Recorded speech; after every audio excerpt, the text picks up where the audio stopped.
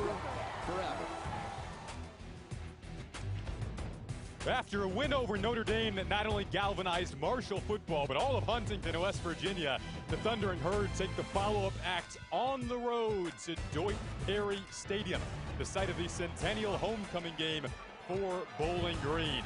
And with that, we welcome you inside of the booth alongside Tyoka Jackson. I'm Jason Ross Jr. Well, Tyoka, you look at last week, this Marshall Thunder and Herd group goes to the Irish, 20.5-point underdogs. They pull off the win over Notre Dame, despite the doubt going in. The question mark now, how do you avoid the follow-up letdown? Energy and effort. You saw that locker room. It was lit, right?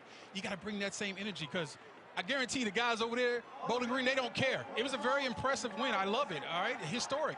But they don't care. You got to bring the same energy or you'll be 2-1 leaving this game. And when you take a peek at the history of this illustrious Marshall program, you have to go all the way back to 2003 to find the last time they knocked off a higher-ranked team. That was Kansas State all the way back then. What makes this even more impressive when you look at Notre Dame, they were 42-0 in consecutive games against unranked opponents as a ranked team. So, yes, historic, we get it, but you got to bounce back and do it again. That's what college football is all about, week to week.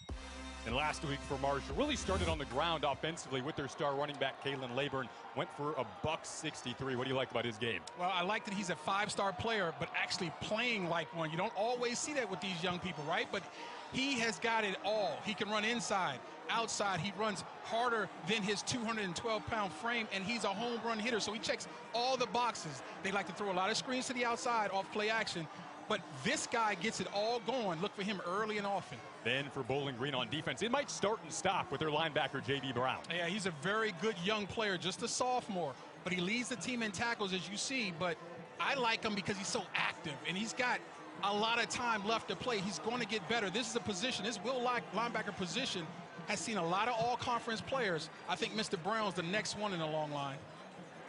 Well, should be a fun one today. There's Scott Loeffler, the head coach for Bowling Green, coming off a wild 59-57 loss a week ago to Eastern Kentucky in 7 overtimes.